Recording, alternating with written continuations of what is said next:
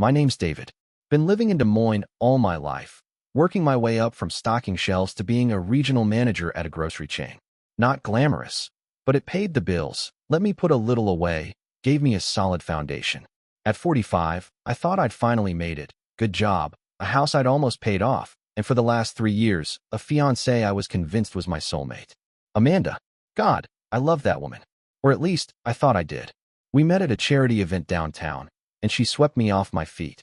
Beautiful, funny, the kind of woman who made me feel like the most interesting man in the room just by listening. I introduced her to my family, and they loved her, especially my mom. Maybe too much, in hindsight. Things were good at first. Really good. But you know that feeling when something starts to shift, and you can't put your finger on it? Around 6 months ago, that feeling crept in. Amanda started staying out later, saying work was crazy. She'd get these texts she'd glance at, and quickly tuck her phone away. She started avoiding dinner at my mom's house, claiming she was too tired or had migraines. And Mom, well, she'd give me this weird little smile and say, "She's a busy girl, David. Let her breathe." But the way she said it, like she knew something I didn't, it stuck in my gut. I didn't want to believe it. I told myself Amanda was just stressed. But then my brother, Kyle, golden boy Kyle, the younger one who'd always been the favorite, who could do no wrong even when he crashed my dad's truck at 17, started showing up at family dinners with Amanda. Mom would gush over them both, talk about how adorable they were, how fun they were together. And Amanda would just smile at me, like nothing was weird about this at all. That's when I started to wonder. And I wish I'd stopped wondering. I wish I hadn't started digging. Because once I did, well, that's when everything started unraveling. You know that moment, when everything you've been trying not to believe suddenly clicks into place. That was me, sitting alone in my living room on a Friday night, the TV playing to no one, the house too quiet for comfort. Amanda had said she was going out with friends. "Don't wait up," she'd texted earlier, a casual dismissal that left a hollow echo in my chest. I tried to tell myself I was being paranoid, that I was imagining things. But deep down I knew. I'd known for a while. And that night, something inside me just gave up trying to pretend. It wasn't suspicion that finally pushed me over. It was a text. From my mom. 10:30 at night. Just 3 words. "They're here." At first, I didn't even understand it. I stared at the screen, rereading it over and over. "They're here." Who? Amanda and Kyle? Together? At my mother's house? That stupid little heart at the end made it even worse, like she was proud of it. I sat there a long time. But then, before I even realized I'd decided, I was grabbing my keys. Driving across town. I couldn't feel my hands on the wheel. The whole city was dark except for traffic lights blinking uselessly at empty intersections. And then I was there. That same old house on Sycamore Street, where I grew up, where every Christmas and Thanksgiving had been held. The porch light was on, like always. Warm, welcoming. A lie. I walked up the steps. I didn't knock. I opened the door and stepped inside. And from the dining room, I heard it, the sound of laughter. My mom's high, delighted laugh. Amanda's softer, familiar one. Kyle's deeper chuckle threading through theirs. I stood in the hallway, listening to the sound of people who weren't afraid of getting caught. Listening to the sound of people who'd already convinced themselves they'd done nothing wrong. And that's when it hit me. They weren't hiding anything. Not from my mom. Not from each other. Just from me. When I finally stepped into that dining room, the conversation cut off mid-laugh. Amanda's smile froze on her face.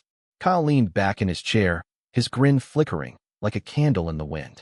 My mom's eyes widened for a split second before softening into that same indulgent look she always saved for Kyle. And then I saw it. Amanda's hand, resting on Kyle's knee under the table.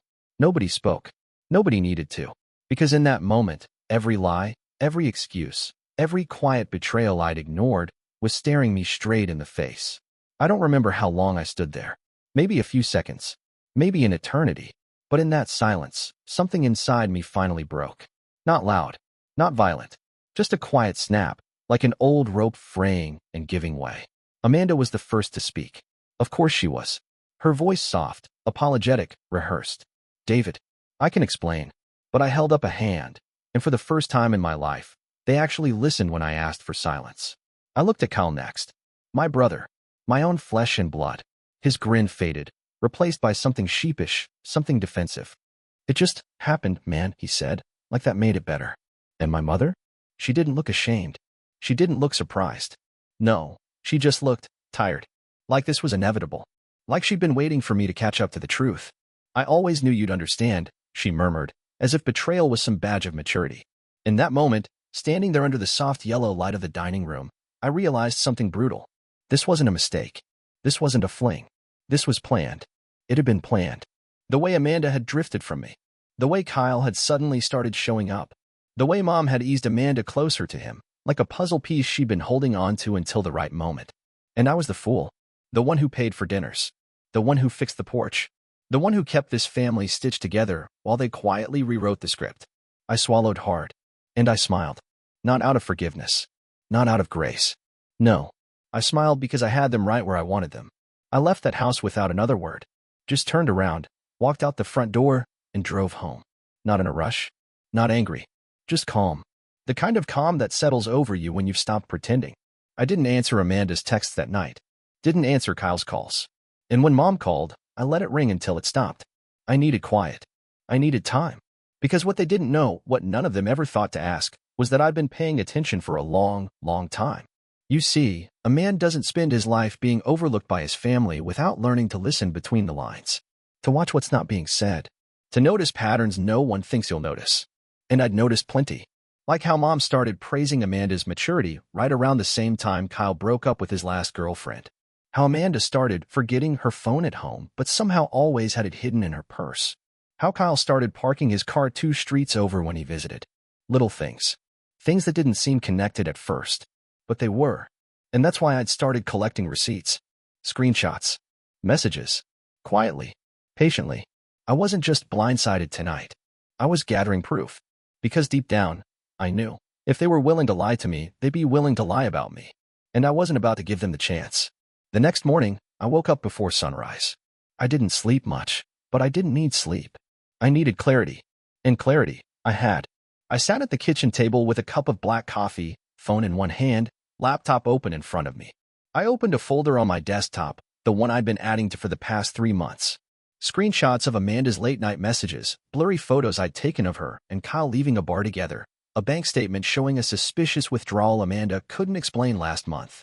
Piece by piece, it all fit together. They thought they were being clever. They thought I wasn't paying attention. But they forgot something. I've spent my whole life being underestimated. And underestimated people? We notice everything. By 8 a.m., I had a plan.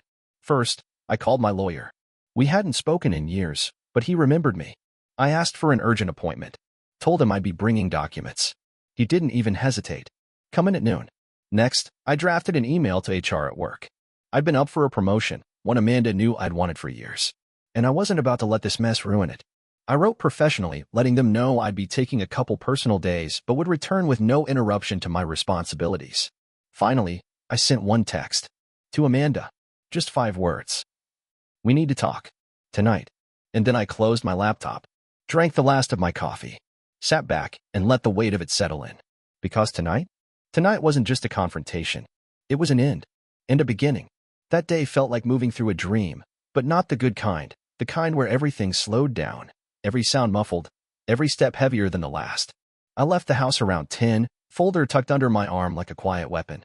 Drove across town, past streets that felt suddenly unfamiliar, past landmarks that used to feel like home. Funny how betrayal can hollow out a place you thought you knew. By noon, I was sitting across from my lawyer. Roger had been my parents' attorney before me. Gray-haired, steady, one of those men who always had a pen in hand even when he wasn't writing anything.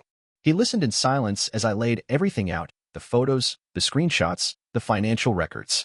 When I finished, he let out a low whistle and leaned back in his chair. Well, David, he said slowly, they've been busy, haven't they? I managed a hollow laugh. That's one way to put it. Roger tapped the stack of papers thoughtfully. You know, this isn't just about the relationship. Depending on the money transfers, there could be grounds for fraud. And if your fiancé's been using your accounts, he trailed off, eyebrows raised. I nodded. That's why I came to you first. I don't want to blow up for the sake of revenge. I want to do this right. Clean. By the book. He smiled faintly. Smart man. Not many would keep their head this clear. He leaned forward again, pen tapping rhythmically against the desk. I can draft the paperwork. I'll have it ready for you tomorrow morning. Financial separation, revoking any shared assets, protecting your promotion if they try to leverage something through your workplace. I'd also advise setting up a restraining clause for your brother if he's been using your name or credit for anything. I hadn't even thought about that. The idea made my stomach twist, but I nodded. Do it. When I left the office, the sun was bright, uncomfortably warm for late October. I stood on the sidewalk for a long time, folder still in my hands, watching strangers walk past. Couples, parents with kids, people laughing into their phones, sipping coffee, living ordinary lives. And me? I felt like I was carrying a secret too heavy to set down, too painful to keep holding. But I wasn't done. Not yet. I drove to my mom's house next. I didn't go inside. Just parked across the street, engine idling, watching from behind the windshield. Kyle's car was there. Amanda's too. Of course they were. I sat there for maybe an hour, watching curtains flutter, shadows moving past windows. The house I'd once thought of as a refuge now looked like a stage set, every movement inside rehearsed for an audience that wasn't me. Eventually Kyle came out. Shirt unbuttoned, hair damp, sunglasses on despite the cloud cover. He stretched lazily, glanced around, and then walked over to Amanda's car. Leaned against it. Lit a cigarette. I watched him like I was watching a stranger. A man I'd shared bunk beds with growing up, traded Halloween candy with, defended in schoolyard fights. And now here he was, standing next to the woman I was supposed to marry, smoking like he'd already won. I didn't step out of the car. Didn't call his name. Just sat there, watching, as he flicked ash onto the driveway and checked his phone. Eventually, he went back inside. And I finally drove away. But not home. I wasn't ready to face the silence of my house. Not yet. Instead, I drove. Past our old high school. Past the grocery store where I got my first job. Past every memory I could string together like a line of lights going dim behind me. Until I found myself parked outside the small diner Amanda and I used to go to on Sunday mornings. It was empty. Closed for the afternoon. But I sat there anyway, staring at the neon sign that hadn't been turned on. And for the first time since last night, I let myself feel it. Not anger. Not betrayal. Not even heartbreak. But something deeper. A kind of grief I didn't know had been waiting for me all along. Because it wasn't just Amanda I'd lost. It wasn't just Kyle. It was the idea of family. The illusion that love meant loyalty. That being good, being steady, being dependable would be enough. And I realized it never had been. Not for them. And maybe not for me either. That night, the house was too quiet. Every creak in the floorboards sounded louder than usual. Every clock tick stretched longer than it should have. I stood in the middle of the living room for a long time, looking at the photos on the mantel. Amanda smiling in the sun. Me and Kyle at the lake as kids. My mom holding us both as toddlers, her face so young it was almost hard to recognize. I'd always thought those photos told a story. But standing there now, I realized they weren't proof of love. They were snapshots of moments I believed meant something. And maybe they did, once. But the people in them? They'd changed. Or maybe they'd always been this way, and I'd just been too loyal, too blind, too desperate to belong. I packed a bag that night. Just a few things. Clothes for a few days. My passport. A folder with all my documents. My laptop. Not because I was running, but because I was ready to stop waiting. At 11 p.m., I heard Amanda's car pull into the driveway. I didn't move. Didn't rush to meet her. I just stood by the window, watching as she sat in the car for a while, engine running, staring at her steering wheel like she was psyching herself up. When she finally got out, she hesitated by the porch. I could tell she was rehearsing something in her head. A speech? An apology? A lie? Maybe all three. I opened the door before she knocked. She looked startled. David. I stepped aside. Come in. She walked in slowly, glancing around like the house was unfamiliar, like she was seeing it for the first time through different eyes. Maybe she was. We sat at the kitchen table. The same table where we'd planned vacations, shared takeout, argued about bills. It felt smaller now. Colder. She took a breath. David. I know you're angry. But if you just let me explain. I held up a hand. No. You're not here to explain. You're here to listen. She froze. Her mouth pressed into a thin line. I slid the folder across the table. Everything's in there. The financial records. The messages. The photos. Every piece of this betrayal, in black and white. Her hand hovered over the folder, then dropped. You've been spying on me? I shook my head. No. I've been watching. And there's a difference. Silence stretched between us. She didn't open the folder. Didn't need to. She knew what was in it. I already met with my lawyer. I continued quietly. The paperwork's being filed in the morning. You'll be served. And don't bother trying to contest it. You'll lose. Her face crumpled then, not out of love or regret, but frustration. You're making this harder than it has to be. I almost laughed. No, Amanda. I'm making it exactly as hard as it should be. She stood abruptly, chair scraping back. Fine. Then we're done here. I leaned forward, meeting her gaze. Oh, no. We're not done. Because you're going to tell Kyle it's over. You're going to tell him, or I will. And trust me, you don't want me to be the one to do it. She hesitated. For a flicker of a second, I saw the panic in her eyes. David, please. I stood, picked up my bag, slung it over my shoulder. The keys are on the counter. I won't be coming back. And I left her standing there, silent, alone, in the house she thought she'd conquered. I didn't go home that night. Home, what a strange word. Suddenly, it didn't feel like mine. It felt like a set I'd been acting on, long after the director had called cut.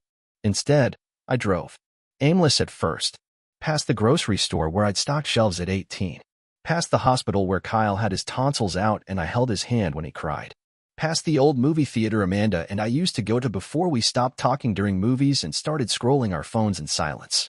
Each place was a breadcrumb from a life I thought I knew. But that night, it felt like walking through a museum where every exhibit had a little plaque under it. Here lies another thing you lost. I ended up at the park near my elementary school. It was empty, the swings creaking gently in the autumn breeze. I parked beneath an old oak tree, engine off, windows down. The air smelled of leaves and earth and something distant I couldn't name. And I sat. For the first time in weeks, I wasn't rehearsing angry speeches. Wasn't replaying their words in my head like broken records. Wasn't plotting what to say next or how to win the next round. I was just still. And in that stillness, it hit me. I'd been fighting for something that had already been taken. Fighting for a family that had quietly left the table while I kept filling their plates. I wasn't angry anymore. I wasn't bitter. I wasn't even sad in the way I expected. No, I felt empty. And somehow, that emptiness wasn't hollow. It was space. Space where their expectations had once lived. Space where their voices used to echo. Space where their needs had always shouted louder than mine. And for the first time, I realized that space could be filled with something else. Not them. Me. I closed my eyes. Took a deep breath. Felt the weight slide off my chest, inch by inch. It wasn't joy. It wasn't hope yet. But it was relief. A quiet, unexpected relief. At sunrise, I drove to work. Sat down with my boss. Told him I needed to talk, not about personal drama, but about my future. About how ready I was to step forward. He smiled. You've been ready, David. You just had to see it. That afternoon, they gave me the promotion. Regional director. My name on the plaque. My name on the door. And as I stood in that office, watching the city from the window, I realized I hadn't lost everything. I'd lost everyone who didn't deserve to stay. And what was left was mine. The days that followed felt surreal. Like I was watching my old life fade in the rearview mirror, mile by mile. Amanda tried calling. I didn't pick up. She left voicemails, some pleading, some angry, some pretending nothing had happened at all. I deleted them without listening past the first few words. Kyle texted once. A single message. Bro, it wasn't supposed to go down like this. I stared at that message a long time before deleting it too. And Mom? She sent a card. An actual greeting card. On the front it said, family is forever. Inside, just 3 words in her handwriting. Call me. Please. I left it unopened on the kitchen counter. Funny, isn't it? How the people who hurt you the most always expect you to be the one to mend things. But I wasn't that man anymore. The man who swallowed hurt in silence. The man who covered everyone's messes. The man who played peacekeeper while they lit matches behind his back. He was gone. And in his place stood someone sharper, quieter, stronger.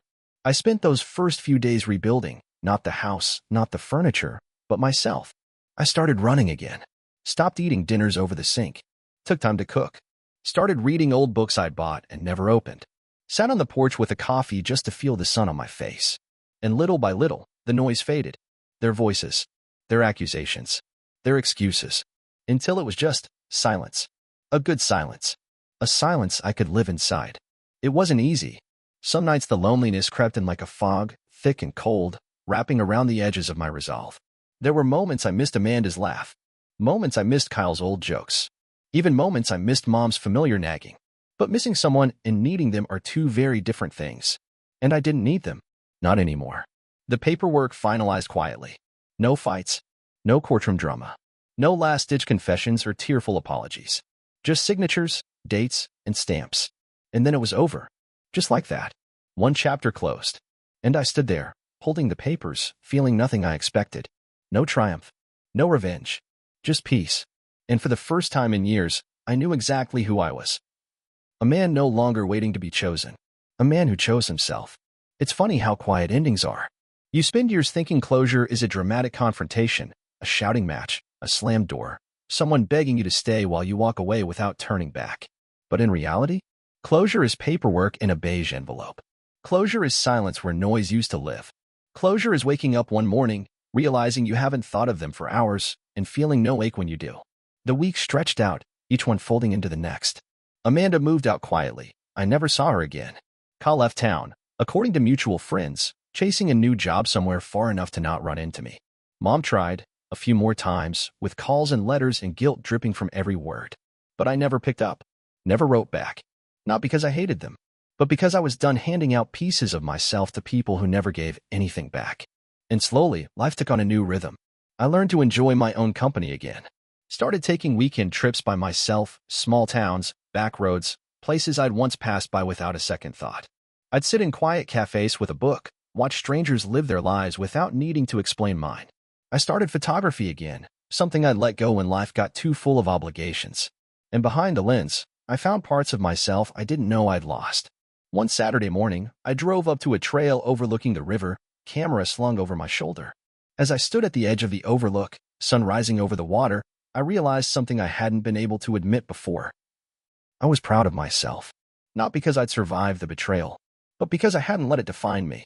Because I'd chosen to keep moving forward, step by unsteady step, even when it felt like the road was washed out beneath me. I'd thought losing them would break me, but it didn't. It remade me. And as I stood there, the wind in my face, the camera warm in my hands, I felt a quiet joy bloom in my chest. Not loud, not triumphant, just steady. The kind that says, "You're still here. You're still standing." And somehow, that's enough.